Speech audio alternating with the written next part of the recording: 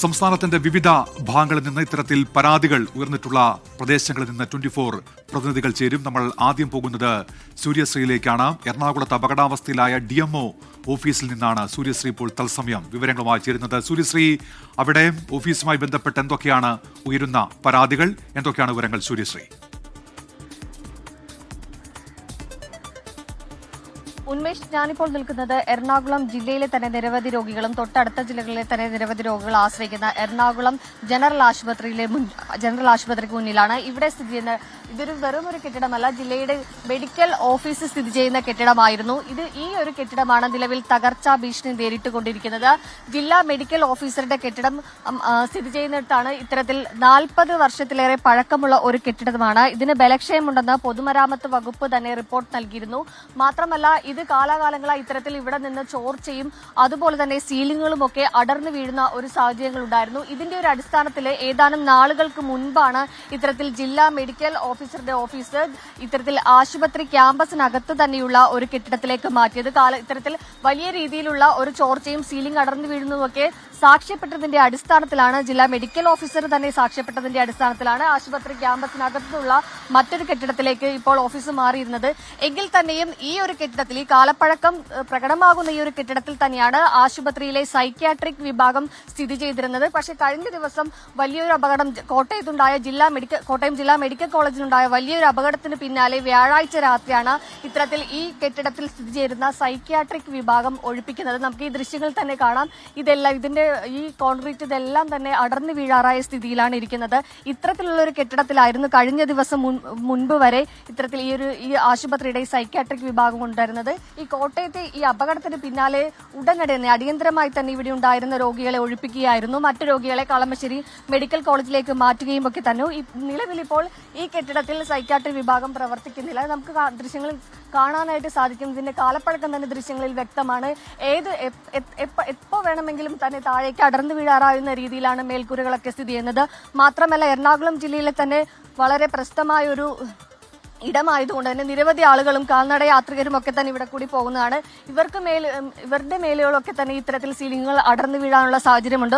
Concrete ഭിത്തികളൊക്കെ തന്നെ കാലപ്പഴക്കം ചെന്ന് ജീർണിച്ച അവസ്ഥയിലാണ് കാണുന്നത്.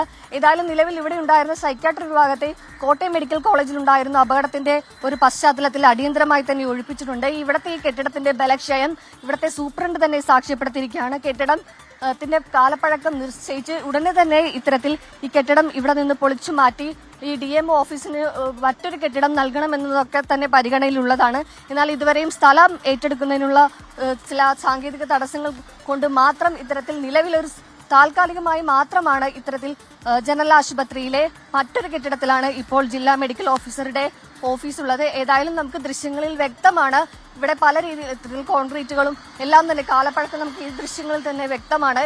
ഏതായാലും സൈക്യാട്രിക് വിഭാഗം ഇപ്പോൾ നിലവിൽ പ്രവർത്തനമല്ല. ഇവിടുത്തെ ഈ കാലപ്പഴക്കത്തെ ഈ കെട്ടിടത്തിന്റെ കാലപ്പഴക്കത്തെ കൊണ്ട് തന്നെ ഇവിടെ നിന്ന് അടിയന്തരമായി തന്നെ ആളുകളെയൊക്കെ തന്നെ ഒഴിപ്പിച്ചിരിക്കുകയാണ് ഉന്മേഷ്.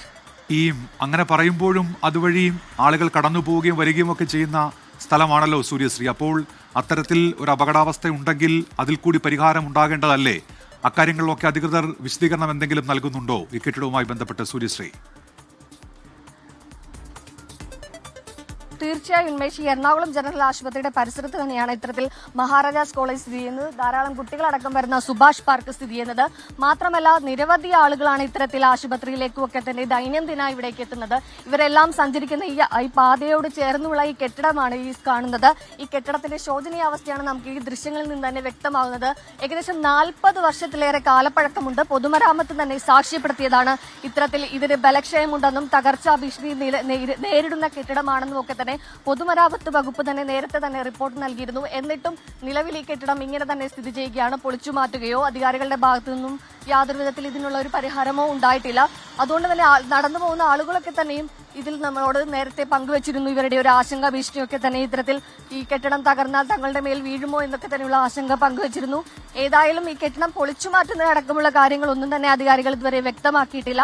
നിലവിൽ ഇവിടെ ഈ കെട്ടിടത്തിൽ പ്രവർത്തിച്ചുകൊണ്ടിരുന്ന സൈക്യാട്രി വിഭാഗം അടക്കമുള്ള ഡിപ്പാർട്ട്മെന്റുകളെ മറ്റൊരു കെട്ടിടത്തിലേക്ക് മാറ്റിയിരിക്കുകയാണ്.